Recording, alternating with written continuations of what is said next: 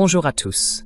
Nous sommes le vendredi 14 novembre 2025 et notre cher ami, l'ambassadeur Chas Freeman, est avec nous. Bon retour parmi nous, monsieur l'ambassadeur.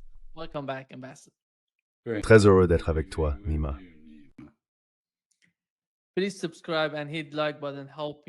Veuillez vous abonner et cliquer sur le bouton j'aime pour nous aider à toucher davantage de personnes. Permettez-moi de commencer, monsieur l'ambassadeur, par ce qui se passe dans le cas du Venezuela. Il semble que les Européens aient certaines divergences en ce qui concerne l'Amérique latine. Et avec l'administration Trump, nous avons appris que le Royaume-Uni n'est pas disposé à partager des renseignements avec les États-Unis. Voici ce qu'a déclaré Marco Rubio en réponse à la politique de l'Europe.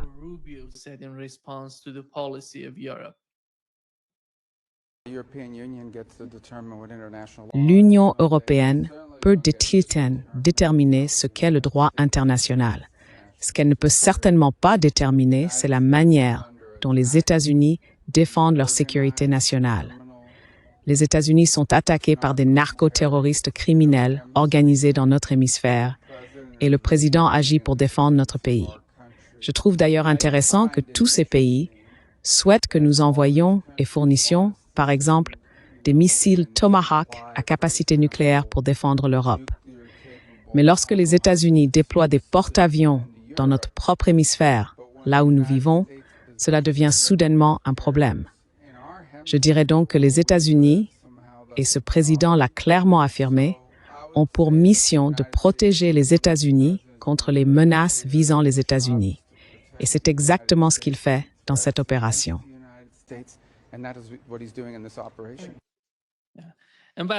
Ambassadeur, qui attaque les États-Unis, parce qu'il parle d'une attaque contre les États-Unis, comme si le Venezuela hackait.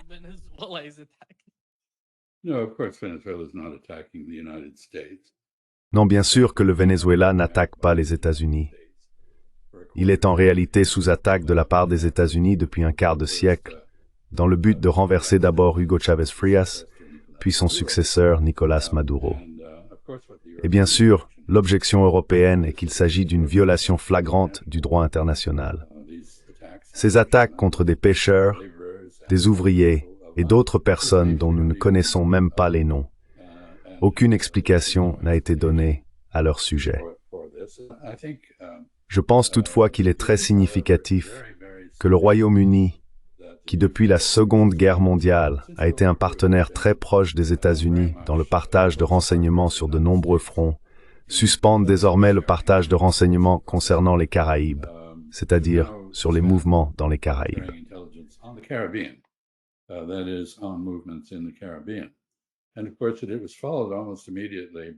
Et bien sûr, cela a été suivi presque immédiatement par le président Petro en Colombie, qui a également suspendu le partage de renseignements sur les stupéfiants avec les États-Unis.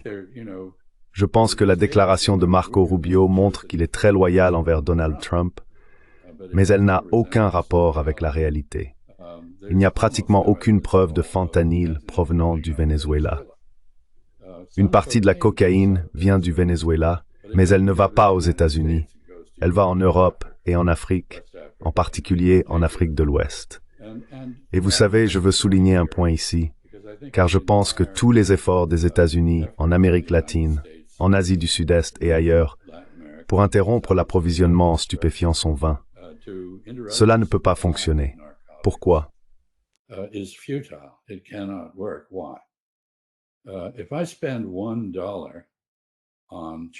Si je dépense $1 pour acheter des produits chimiques en Chine ou dans un autre pays afin de fabriquer du fentanyl, disons que je suis un cartel mexicain, je dépense $1 et ce que je produis vaut $500 dans les rues de New York. Il y a donc un bénéfice multiplié par 500 sur l'achat du précurseur. Je crois que pour la cocaïne, le chiffre est d'environ 300 fois. C'est ce que reçoit le cultivateur. Il y a un peu de cocaïne produite au Venezuela. Comme je l'ai dit, elle part vers l'Afrique de l'Ouest et l'Europe, pas vers les États-Unis. Mais si un cultivateur reçoit $1, celui qui vend la marchandise dans la rue à New York en obtient 300. Avec une telle marge, un tel profit, il est absolument impossible d'interrompre l'approvisionnement. La demande existe et tant qu'elle existera, des gens y répondront. Enfin, je noterai simplement qu'il n'y a, à ma connaissance, que 2 cas dans l'histoire où un pays a réussi à mettre fin à un problème d'addiction.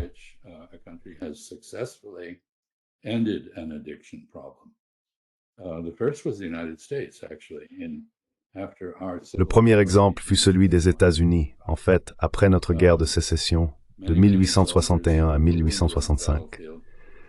De nombreux soldats blessés sur le champ de bataille étaient devenus dépendants à la morphine, qui est le précurseur de l'héroïne. Dans les années 1870 et 1880, nous avons connu une vague de criminalité aux États-Unis. Des gens cherchant à nourrir leur dépendance en volant des objets pour les revendre et obtenir ainsi de l'argent pour acheter de la drogue. Nous avons rassemblé tous les toxicomanes et les avons forcés à arrêter net, c'est-à-dire à cesser immédiatement, malgré la douleur, la souffrance et dans certains cas, la mort que le sevrage entraînait. Nous avons également pris des mesures très vigoureuses contre les trafiquants, ceux qui vendaient la drogue. Le deuxième exemple fut celui de la Chine, où le gouvernement britannique avait délibérément rendu la population dépendante.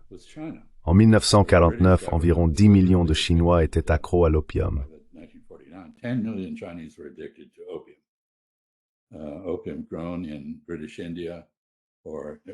L'opium était cultivé en Inde britannique, ou auparavant en Anatolie et en Europe, et vendu sous forme brute sur le marché chinois. Les Britanniques ont fait la guerre à la Chine pour défendre leur droit de vendre des drogues aux Chinois, un exemple remarquable d'inversion morale. En 1949, les Chinois ont rassemblé les 10 millions de toxicomanes et les ont forcés à arrêter brutalement. Beaucoup sont morts du sevrage. Ils ont également arrêté les trafiquants, les personnes qui vendaient la drogue, et réprimé les gangs criminels qui s'étaient développés pour fournir l'opium. Nous nous retrouvons donc aujourd'hui dans une situation exactement similaire. La demande de drogue, en particulier de fentanyl, aux États-Unis a alimenté une explosion des cartels de la drogue au Mexique.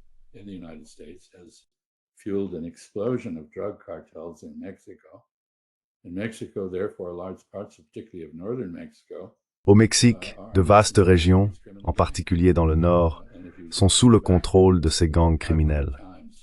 Si l'on considère les profits multipliés par 500 que l'on peut tirer d'une substance comme le fentanyl, on comprend pourquoi ces gangs disposent du pouvoir, des revenus et du contrôle qu'ils exercent sur la société mexicaine.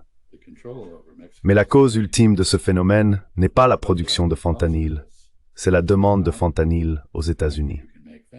De nombreux Américains sont dépendants et beaucoup meurent de surdose de fentanyl. Et tout ce que fait Donald Trump ne mettra pas fin à cela. La question est donc, pourquoi agit-il ainsi?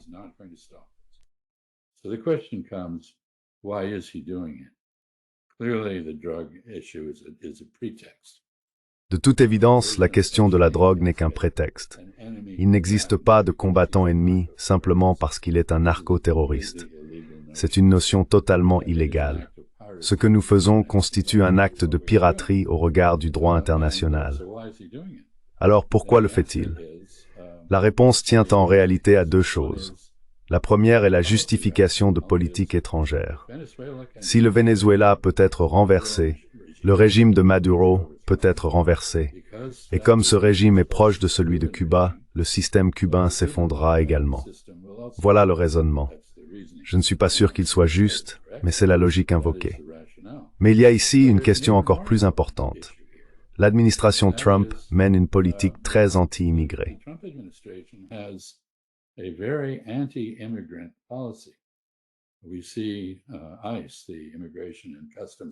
Nous voyons l'ICE, l'Agence de l'immigration et des douanes, violer les droits constitutionnels de toutes sortes de personnes aux États-Unis, citoyens comme immigrés. Cela est très impopulaire dans de nombreux endroits, notamment en Floride du Sud, d'où vient Marco Rubio, et où vivent de nombreux migrants d'Amérique latine, certains du Brésil, beaucoup du Venezuela, un grand nombre de Cuba, certains du Nicaragua et d'autres d'Amérique centrale, d'Équateur, du Pérou. de Bolivie, etc. Ainsi, pour contrer son impopularité, il fait appel aux sentiments anti-Maduro, anticommunistes et anti-cubains de la communauté latino. C'est une manœuvre politique enracinée dans la politique intérieure américaine. Du moins, c'est ainsi que je le vois.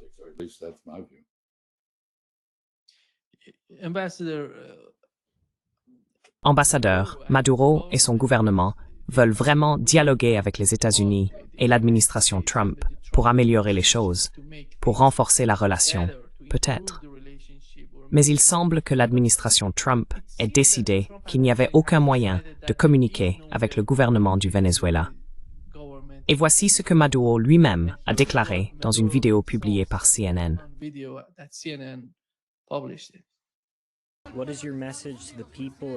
Quel est votre message au peuple des États-Unis, Monsieur le Président? S'unir pour la paix du continent. Plus de guerres sans fin. Plus de guerres injustes. Plus de Libye. Plus d'Afghanistan. Avez-vous un message pour le président Trump?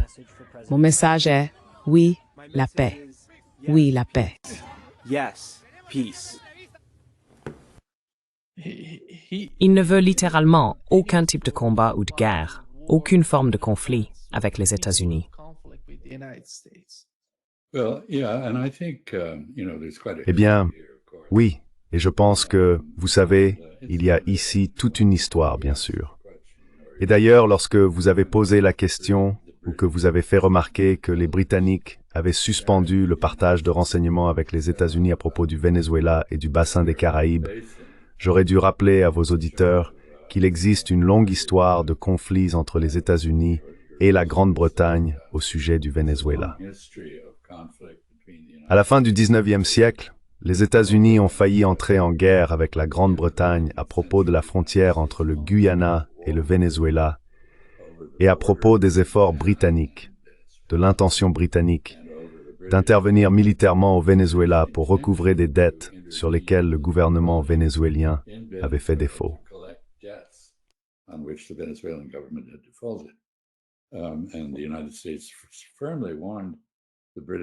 Et les États-Unis ont fermement averti les Britanniques que s'ils faisaient cela, ils seraient en guerre avec les États-Unis.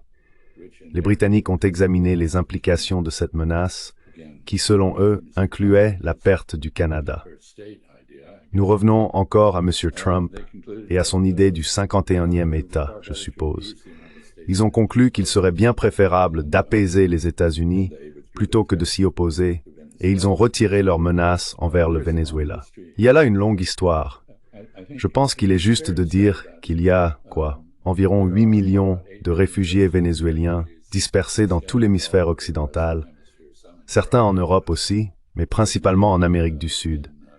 Certains se trouvent au Nicaragua, apparemment assez influents au sein du gouvernement là-bas, mais pas de manière positive.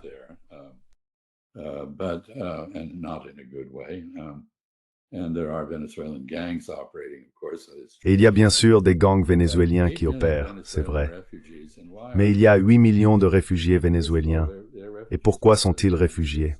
D'abord, ils le sont parce que les États-Unis ont cherché à rendre la vie au Venezuela misérable par des sanctions et d'autres mesures contre le chavisme, le gouvernement d'Hugo Chávez Frías, et maintenant celui de Nicolás Maduro.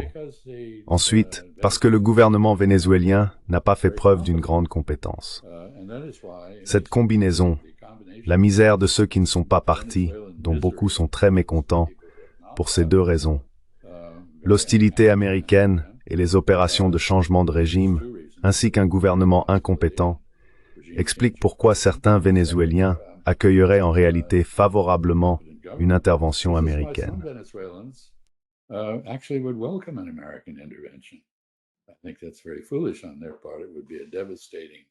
Je pense que c'est très imprudent de leur part. Ce serait une guerre dévastatrice. Mais les États-Unis se sont trompés à de nombreuses reprises au sujet du Venezuela. Il n'y a pas si longtemps, sous l'ère Kennedy, en 1962, il y a eu la Bahía de Cochinos, la baie des cochons, à Cuba. Eh bien, il y a eu une tentative appelée la baie des cochonnets au Venezuela, où des vétérans américains soutenus par la CIA, qui formaient des Vénézuéliens pour renverser le gouvernement, ont essayé de le faire et ont fini ligotés et montrés à la télévision au Venezuela. Ce fut une grande humiliation. Et pourquoi cela s'est-il produit? Parce que certaines personnes aux États-Unis, et je ne pense pas que cela inclut les agences de renseignement, je crois qu'il s'agit d'agents anti-vénézuéliens agissant de manière indépendante, croient que le peuple vénézuélien est désespéré de renverser le gouvernement Maduro.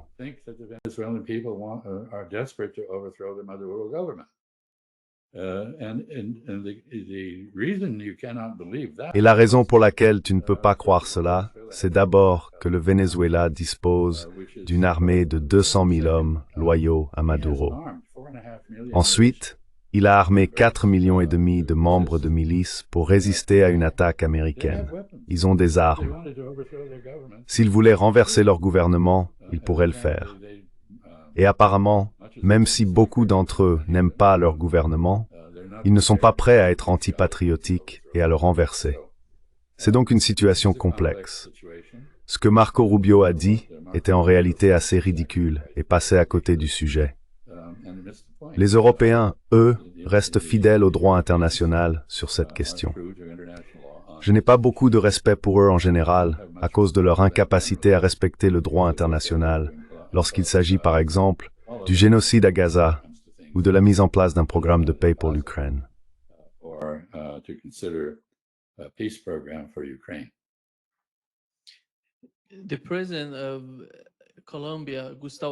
Le président de la Colombie, Gustavo Petro, a déclaré qu'ils veulent détruire la démocratie en Colombie. Et il semble, monsieur l'ambassadeur, qu'un sentiment similaire existe ici au Brésil.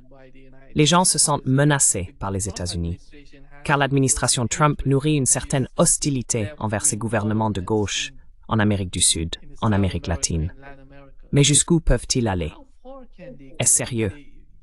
Pensez-vous que dans leur esprit, ils veulent aller au-delà du Venezuela?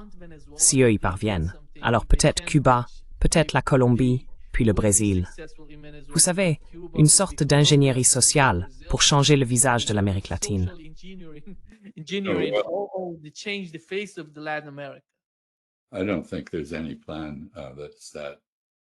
Je ne pense pas qu'il existe un plan qui soit, eh bien, je ne le qualifierais pas de sophistiqué, mais plutôt de stratégique dans son raisonnement. En réalité, les États-Unis, historiquement, en contradiction avec nos propres valeurs d'Américains, nous avons été attachés à la démocratie, du moins jusqu'à récemment, dans notre propre pays, mais nous avons été bien plus à l'aise avec les dictateurs et les gouvernements militaires en Amérique latine qu'avec la démocratie, car la démocratie affirme inévitablement le nationalisme, et cela provoque des frictions avec les États-Unis. Donc oui, nous avons un passé d'intervention. Je pense en particulier à l'intervention chilienne contre Salvador Allende.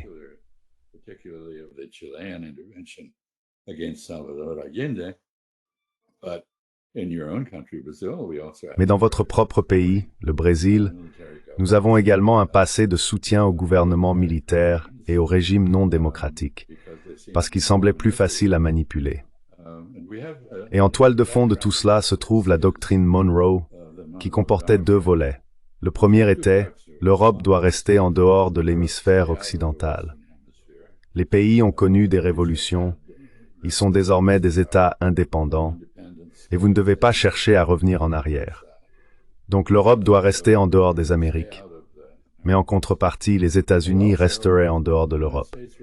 C'était la doctrine Monroe. Et bien sûr, au début du XXe siècle, nous avons abandonné ces deux principes.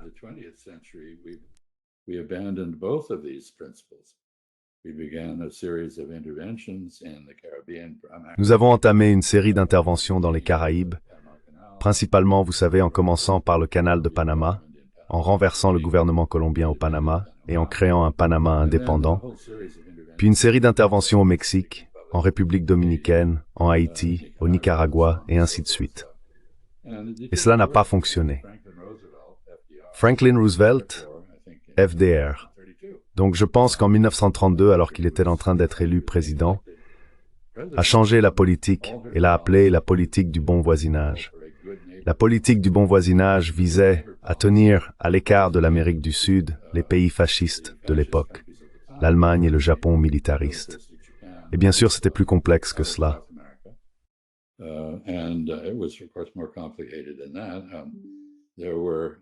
Il y avait des personnes au Brésil et au Pérou, principalement au Pérou et en Équateur, des Japonais vivant au Pérou et en Équateur, qui ont été arrêtés par les États-Unis pendant la Seconde Guerre mondiale et enfermés dans des camps de concentration dans l'ouest du pays. Et il y avait aussi des Allemands et des Italiens emmenés du Brésil pour la même raison. Tout cela est très complexe. Mais l'idée selon laquelle les États-Unis seraient attaqués fait partie intégrante du discours de Trump.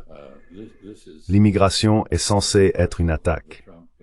Bien qu'il semble désormais avoir reconnu que les États-Unis souffrent d'un déficit de talent et qu'ils ont besoin de l'immigration, ce qui a sérieusement troublé les partisans du mouvement MAGA. Ils pensaient qu'il était opposé à l'immigration.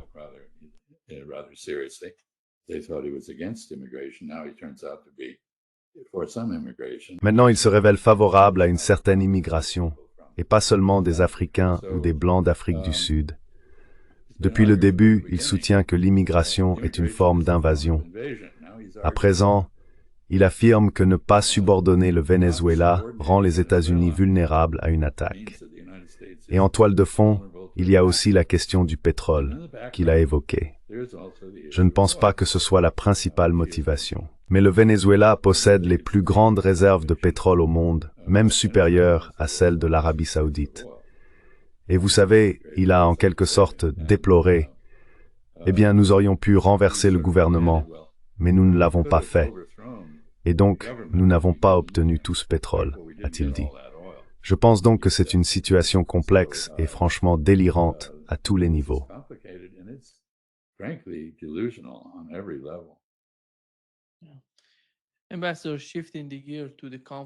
Monsieur l'ambassadeur, pour en venir au conflit en Ukraine, pensez-vous qu'avec le temps, les Européens pourraient d'une certaine manière changer d'avis sur Zelensky et sur la cause de l'Ukraine? Parce qu'en ce moment, si l'on regarde les médias grand public, ils en parlent sans arrêt. Ils évoquent Zelensky, la corruption en Ukraine. Ce n'est pas nouveau, nous le savons depuis longtemps.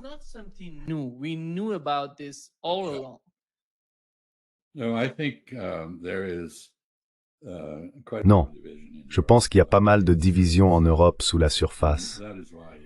Et c'est pourquoi on entend tant parler des efforts visant à exagérer la menace russe pour l'Europe, parce qu'ils veulent que la guerre continue.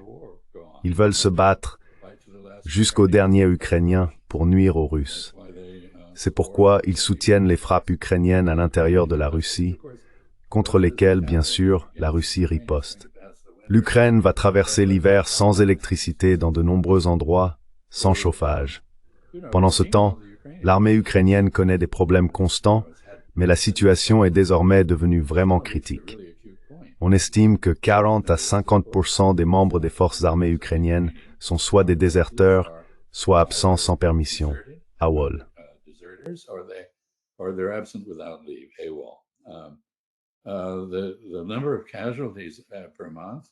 Le nombre de victimes au front, ajouté au nombre de désertions, dépasse le nombre de personnes qu'ils peuvent rassembler et forcer à rejoindre l'armée. Et ils enrôlent maintenant des gens de force, sans aucune formation, ce qui signifie qu'ils meurent probablement très vite sur le champ de bataille. Les Russes ont mené très habilement une guerre d'usure, en se montrant assez prudents quant aux risques pour leurs propres soldats. Toutes sortes d'absurdités ont été publiées dans la presse occidentale, affirmant qu'il y avait d'énormes pertes russes et aucune du côté ukrainien. Mais c'est l'inverse qui est vrai. Et par-dessus tout, il y a le dernier scandale de corruption, pas le premier loin de là, mais le plus récent, impliquant des personnes très proches de Zelensky, et probablement Zelensky lui-même. Vous savez, cela s'est répété.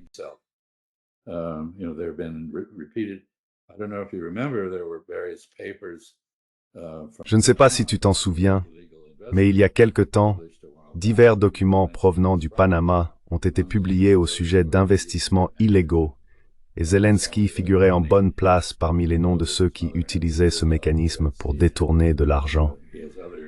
Et nous savons que sa mère possède une villa sur la mer Rouge et qu'il a d'autres propriétés à l'étranger, etc. Il a donc très bien tiré parti de la guerre, tout comme certaines personnes de son entourage. Et tu sais, D'après ce que m'ont dit des gens qui ont essayé d'aider l'Ukraine à acquérir des armes ou des munitions, on leur demandait généralement de créer une société écran ailleurs, par exemple en Tchéquie, à Prague ou en Pologne, et d'y faire transiter l'argent. Le scandale actuel porte sur 100 millions de dollars qui ont tout simplement été volés. Rien n'a été fait, aucun contrat exécuté.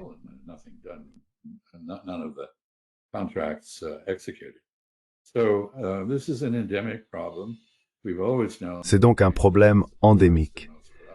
Nous avons toujours su que l'Ukraine était à la fois le gouvernement le plus pauvre et le plus corrompu d'Europe. Et c'est un miracle que la propagande médiatique moderne ait réussi à maintenir les Européens derrière l'effort de guerre ukrainien aussi longtemps. Mais on a le sentiment que, bien sûr, personne ne sait quand ni si les forces armées ukrainiennes s'effondreront complètement, mais elles sont en train de le faire. Et j'ignore à quel moment il y aura un point de bascule où l'Ukraine ne pourra plus tenir le champ de bataille. Nous venons de voir Zelensky se rendre dans le sud-est de l'Ukraine, visiter le front, et en repartir en disant « Eh bien, nous n'avons pas assez d'hommes pour tenir la ligne. » Et c'est vrai à peu près partout.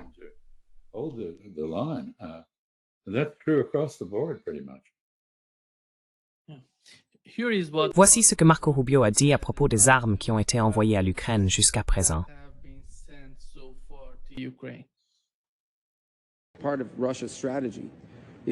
Une partie de la stratégie de la Russie consiste à tenter de faire s'effondrer le moral en Ukraine et à affaiblir la volonté de se battre.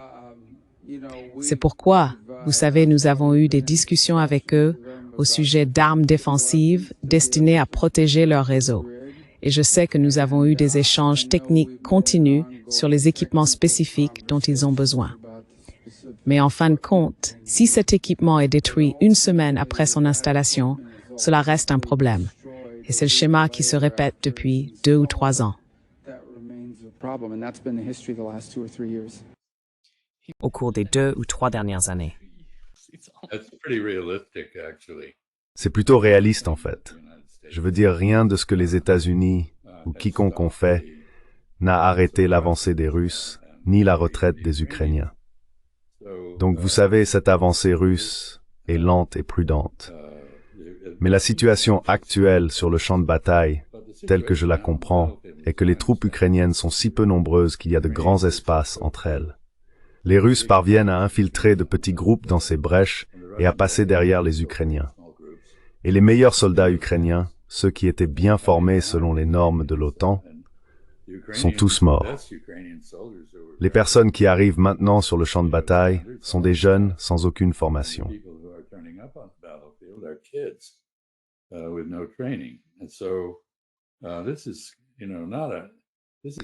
Et donc c'est, vous savez, une situation terrible.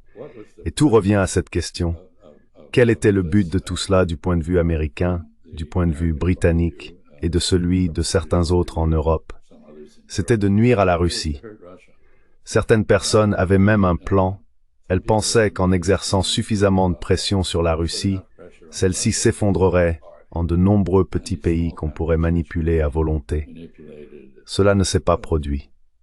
En fait, à l'heure actuelle, les attaques en profondeur sur le territoire russe, bien qu'elles nuisent aux Russes en réduisant leurs exportations de pétrole et de gaz et en causant des dégâts, ont l'effet inverse de celui recherché.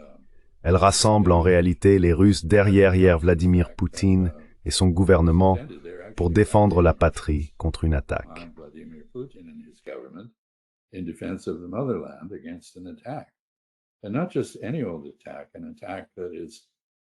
Et pas n'importe quelle attaque. Une attaque qui est liée, du moins dans l'esprit russe, et beaucoup seraient d'accord, à Stepan Bandera et aux éléments ukrainiens pro-nazis qui ont rejoint l'invasion nazie de la Russie pendant la Seconde Guerre mondiale. Ainsi, du point de vue russe, cela semble être bien sûr la cause de tout cela. Je m'excuse pour le bruit, mon toit est en réparation et je ne peux rien faire à propos des immigrés illégaux qui s'en occupent. Enfin, je suppose qu'ils sont immigrés illégaux. Peut-être qu'ils ne le sont pas, mais ils parlent très bien espagnol comme je l'ai découvert. Quoi qu'il en soit, l'effort pour paralyser la Russie n'a pas réussi. Il a paralysé l'Ukraine. Et en réalité, nous avons abusé de l'Ukraine. Les Ukrainiens, pour la plupart, ne voulaient pas se retrouver dans cette situation.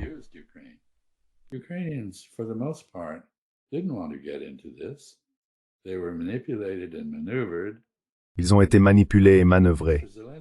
Et même M. Zelensky, quoi qu'on puisse dire de lui, lorsqu'il a mené sa campagne pour la présidence en Ukraine, il l'a fait sur une plateforme de paix.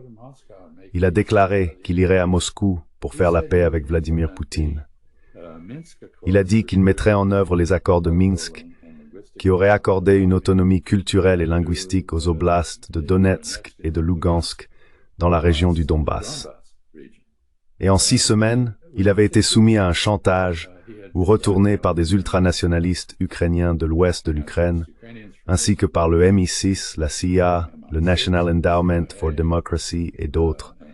Et il a changé de cap pour adopter une attitude très belliqueuse envers la Russie. Et il a maintenu cette position. Mais je pense qu'il devient de plus en plus difficile de la soutenir.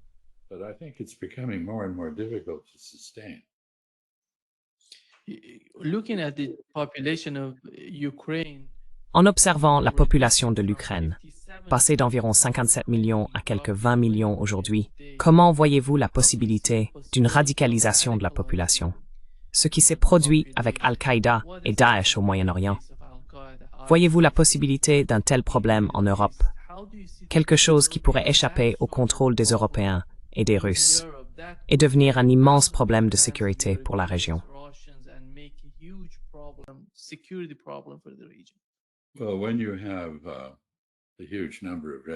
Eh bien, lorsqu'un grand nombre de réfugiés viennent d'un pays comme l'Ukraine, beaucoup de jeunes hommes en âge de combattre ont risqué leur vie pour partir. Des sondages ont montré que moins d'un tiers de ceux qui sont partis accepteraient de revenir, même si la démocratie était rétablie et la corruption éradiquée. Ils ont fait le choix d'émigrer. Ils ne retourneront pas en Ukraine. Donc, quels que soient les chiffres, j'ai entendu à plusieurs reprises le nombre de 20 millions. Je vois la dernière estimation des Britanniques qui admettent à contre-cœur qu'il y avait 52 millions d'Ukrainiens au moment de l'indépendance et qu'il pourrait n'en rester qu'environ la moitié aujourd'hui, soit autour de 27 millions. Je ne connais pas le chiffre exact, mais il est très clair que l'Ukraine s'est dépeuplée.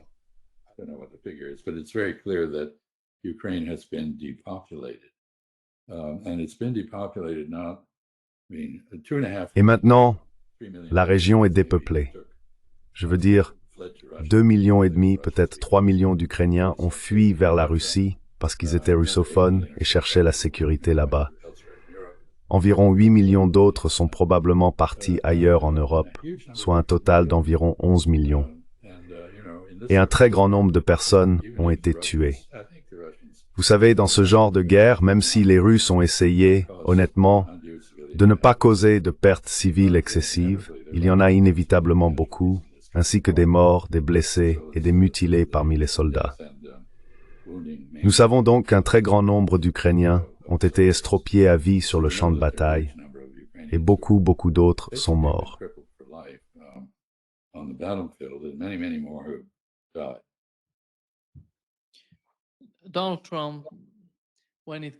Donald Trump dit que lorsqu'il s'agit de l'Asie centrale, il est question de reconquérir le cœur du continent. Comment voyez-vous cela? Je ne sais pas vraiment ce qui se passe au sein de l'administration Trump, car il propose sans cesse quelque chose de nouveau. Quelle est la raison derrière ce type d'investissement en Asie centrale? Que cherche-t-il à faire?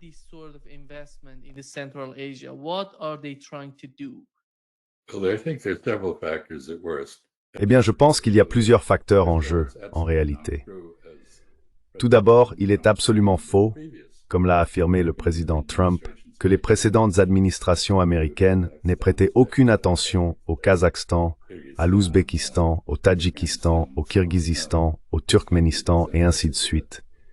Ces pays d'Asie centrale, les républiques musulmanes indépendantes issues de l'Union soviétique, ont fait l'objet d'efforts considérables de la part des États-Unis pour y établir une présence. Pourquoi cela? Eh bien, parce qu'il s'agit d'une région située entre la Russie et la Chine, et que les États-Unis estimaient devoir y rivaliser sur le plan géopolitique. Et vous avez évoqué la théorie de Mackinder sur le cœur de l'Eurasie, selon laquelle celui qui contrôle cette région contrôlerait d'une certaine manière le monde, ce qui me semble être une illusion. Mais quoi qu'il en soit, cette théorie existe.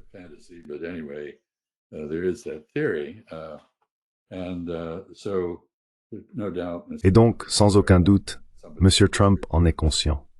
Quelqu'un lui a probablement soufflé qu'il existait cette théorie, et il la suit. Je pense que l'autre raison, bien sûr, ce sont les terres rares. Il y a un effort frénétique mené par l'Occident, les États-Unis et certains pays européens, pour développer des alternatives à la Chine comme source de terres rares et pour acquérir la capacité de les traiter, ce que les Chinois monopolisent pratiquement.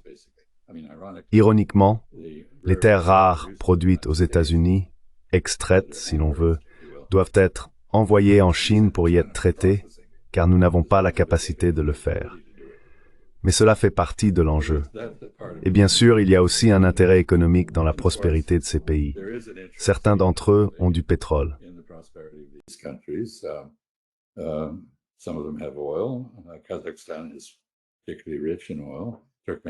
Le Kazakhstan est particulièrement riche en pétrole, tout comme le Turkménistan et Gaza.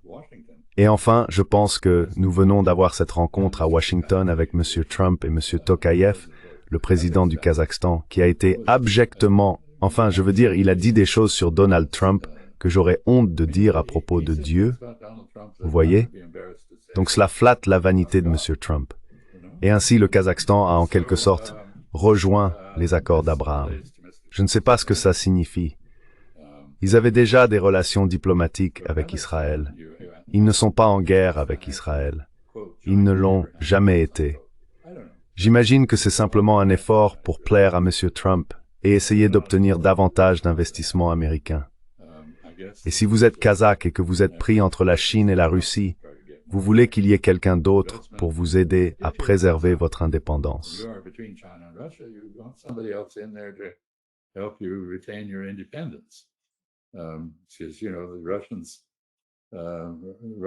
Parce que vous savez, les Russes ont une forte présence.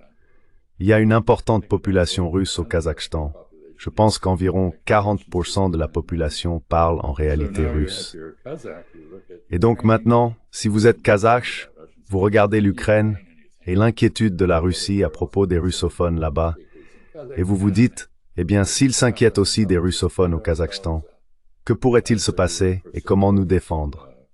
Alors, vous cherchez du soutien au loin face à une menace proche. Et puis, bien sûr, il y a les Chinois, qui ne représentent pas une menace militaire, ni même démographique, car leur population est désormais en déclin, mais ils constituent une menace économique, parce qu'ils sont technologiquement avancés et meilleurs en capitalisme que les capitalistes.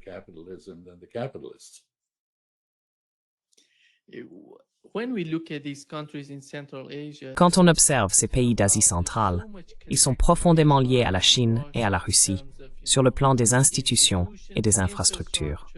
Si l'on regarde l'OCS, les BRICS, ou encore l'initiative La Ceinture et la Route, l'Union économique eurasiatique, tout cela est étroitement connecté à ces deux pays, la Russie et la Chine. Je pense que les États-Unis pourront peut-être trouver un certain espace de coopération avec ces pays, mais ils sont à dominer.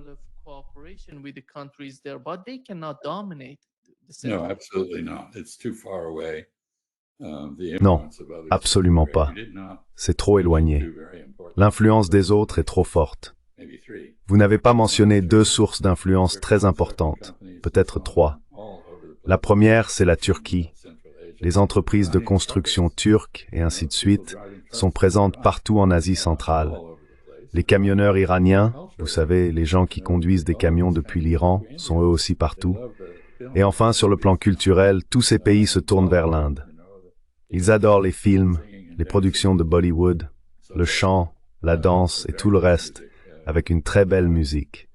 C'est donc un lieu de rencontre, un carrefour pour de nombreuses cultures.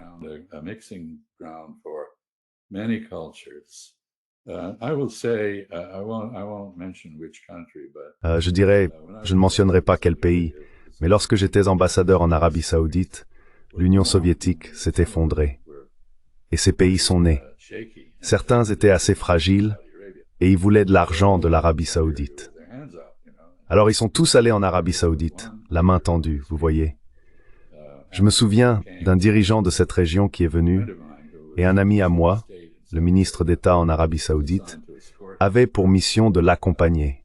D'abord à la Mecque, où il a fait le tour de la Kaaba, puis à Médine.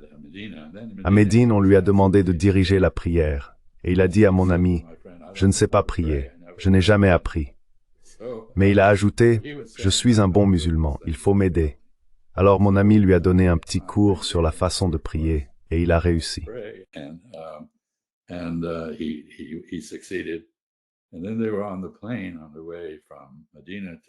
Et puis ils étaient dans l'avion de Médine à Riyad.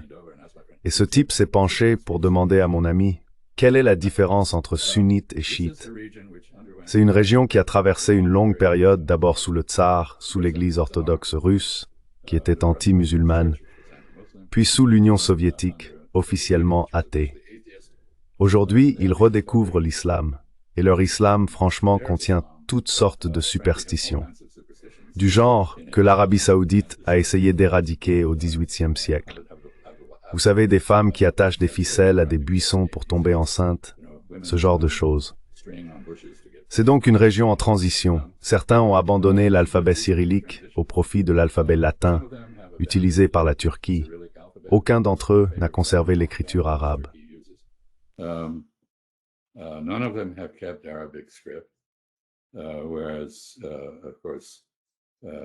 Bien sûr, le farsi est écrit en alphabet arabe, tout comme le tadjik, bien que ce ne soit pas le cas au Tadjikistan, mais au Xinjiang.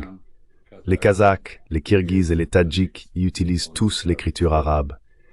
Quoi qu'il en soit, c'est une région qui a été divisée par l'impérialisme et qui s'en remet aujourd'hui. C'est un foyer de rivalité entre diverses grandes puissances. L'Europe y est également très impliquée en tant qu'acteur indépendant. Mais bien sûr, l'Europe n'est pas très efficace car elle est si désunie et incohérente dans ses objectifs. Sur le plan culturel, la grande influence reste Moscou, tout le monde là-bas s'y réfère. Ils sont très tournés vers la Fédération de Russie. Sur le plan économique, ils sont de plus en plus orientés vers la Chine. Mais il y a de grandes compagnies pétrolières venues de l'Ouest et des États-Unis, ainsi que des exploitations minières, etc., qui les rattachent à l'Occident.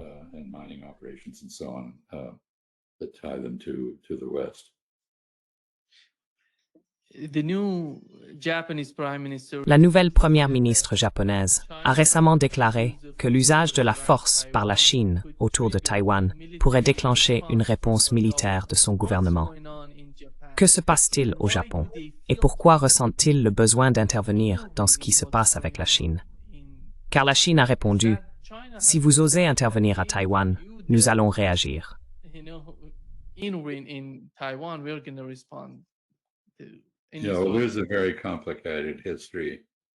Vous savez, il y a ici une histoire très complexe à l'œuvre. Après la restauration de Meiji dans les années 1860, lorsque le Japon a été ouvert par le Commodore Perry et a compris qu'il devait se moderniser, le premier endroit vers lequel il s'est tourné pour s'étendre fut Taïwan. À cette époque, Taïwan faisait partie de la province du Fujian en Chine et non une province indépendante. Les Japonais ont envahi et chassé les Chinois de Taïwan en 1895.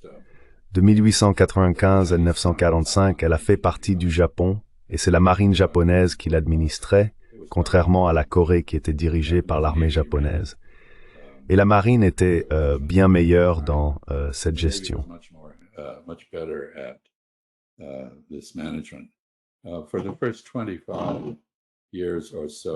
Pendant les 25 premières années environ, il y eut une série d'insurrections et de rébellions, non seulement de la part des Chinois de Taïwan, présents sur l'île depuis le XVIe siècle, mais aussi des aborigènes, les peuples malayo-polynésiens.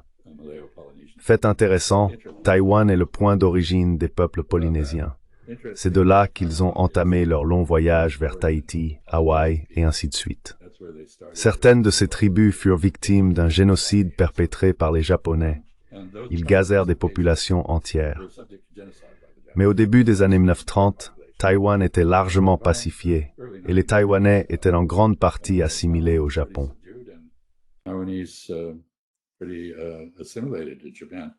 And so, whereas Koreans had a bad experience with Japanese. Ainsi, alors que les Coréens ont eu une mauvaise expérience du colonialisme japonais, les Taïwanais, eux, en ont eu une bonne au final. Les liens humains entre les deux sont assez étroits. De nombreux Taïwanais âgés parlent un excellent japonais. Et le Japon, vous savez, lorsqu'il observe son voisinage, constate que beaucoup de peuples le détestent à cause de ce qu'il a fait pendant la Seconde Guerre mondiale. Mais Taïwan fait exception. Il y a donc ici un élément sentimental, mais aussi un élément stratégique.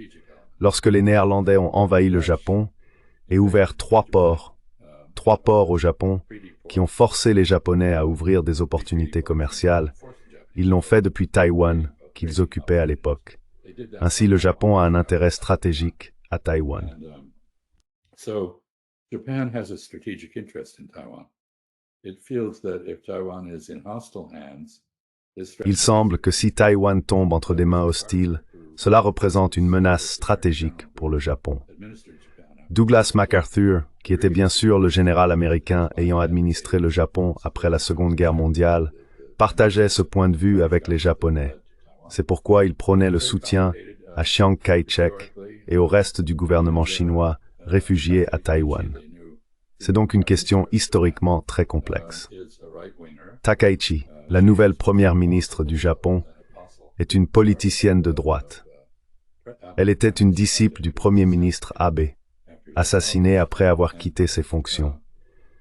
Elle entretient des liens étroits avec Taïwan et utilise manifestement la question taïwanaise comme un outil politique pour accroître les dépenses de défense du Japon. Et c'est encore une autre histoire, car le Japon cherche à se protéger sur plusieurs fronts.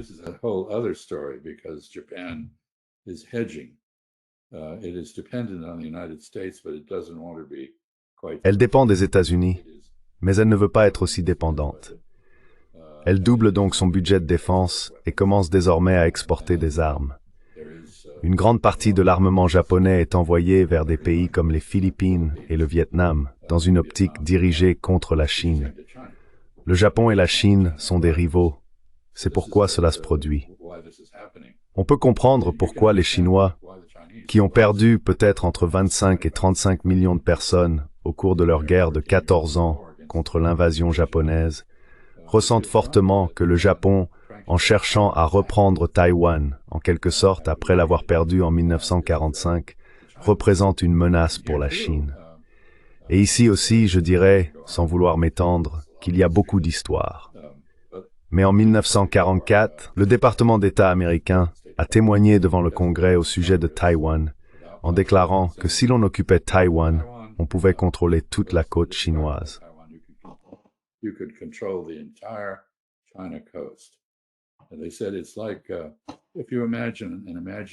Et ils ont dit, c'est comme si, en imaginant une île au large de la Caroline du Sud, on pouvait contrôler tout, du Maine jusqu'au golfe du Mexique, désormais rebaptisé le golfe d'Amérique, bien sûr. Ainsi, du point de vue chinois, une présence militaire américaine ou japonaise à Taïwan représente une grande menace.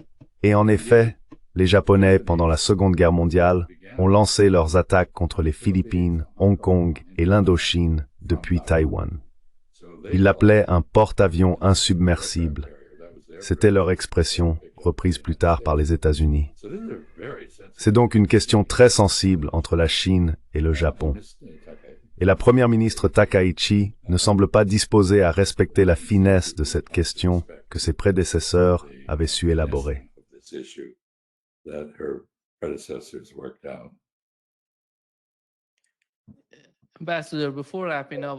Ambassadeur, avant de conclure, je voudrais évoquer ce que Netanyahou a dit au sujet de l'indépendance d'Israël vis-à-vis des États-Unis. Il a déclaré « Nous n'avons pas besoin de soldats américains. Nous allons bien. Nous menons nos propres batailles. » Et voici ce qu'il a dit.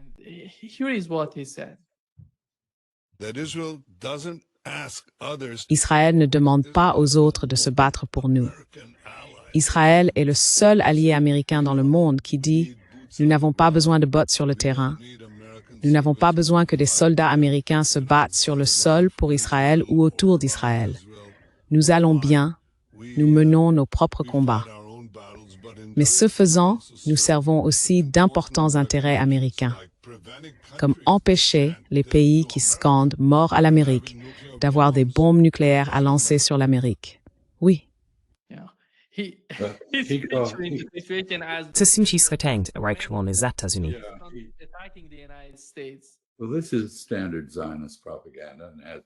Eh bien, c'est de la propagande sioniste classique, et cela dure depuis longtemps.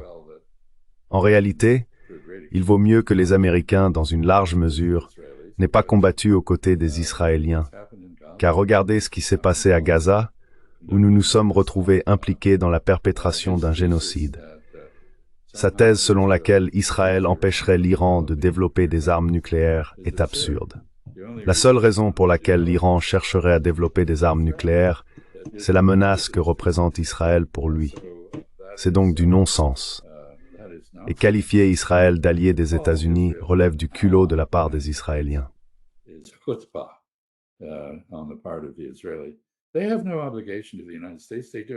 Ils n'ont aucune obligation envers les États-Unis. Ils ne font absolument rien pour les États-Unis.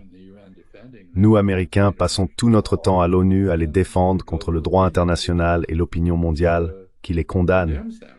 Et nous leur donnons beaucoup d'argent et nous leur fournissons des armes.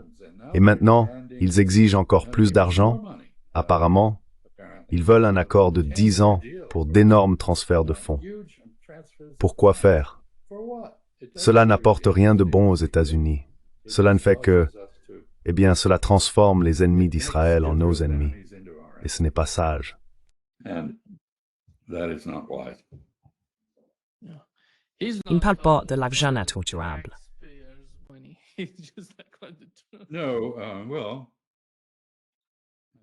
Non, enfin, je veux dire, les transferts vers Israël, les transferts officiels sont énormes. Vous savez, presque 4 milliards de dollars par an.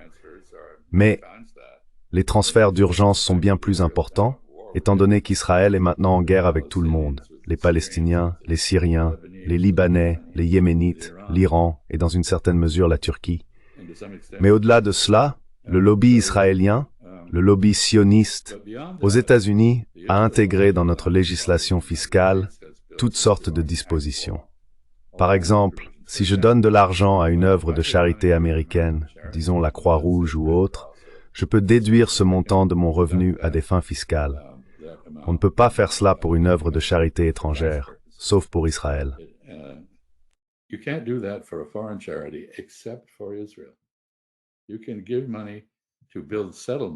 Vous pouvez donner de l'argent pour construire des colonies en Israël et bénéficier d'une déduction fiscale. C'est donc bien plus vaste que les simples transferts officiels, et ce n'est pas nouveau. La seule innovation de l'administration Trump, c'est qu'elle est absolument, ouvertement axée sur Israël plutôt que sur l'Amérique.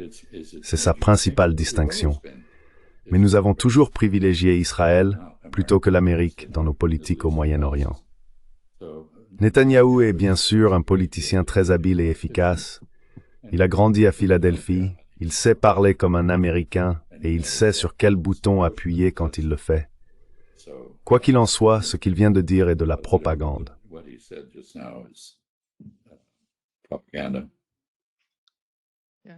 Oui, les dossiers Epstein sortent, et son nom y figure partout.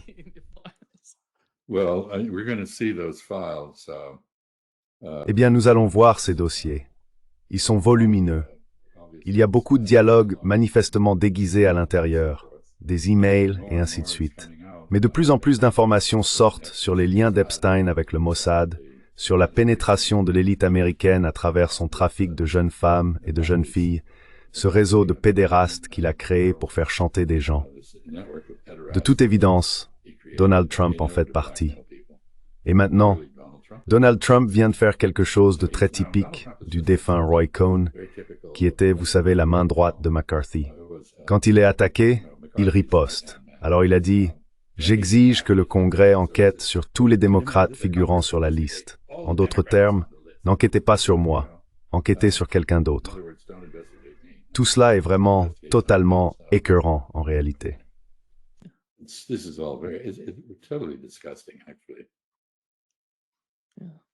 Oui, merci beaucoup, Monsieur l'ambassadeur, d'être avec nous aujourd'hui. Un grand plaisir, comme toujours. Sorry. Dit al avoir toutes sources, toi. C'était incroyable. Nous apprenons tous et nous en profitons. Keep well, Nima. Prends soin de toi, Nima. Merci, monsieur l'ambassadeur, vous aussi.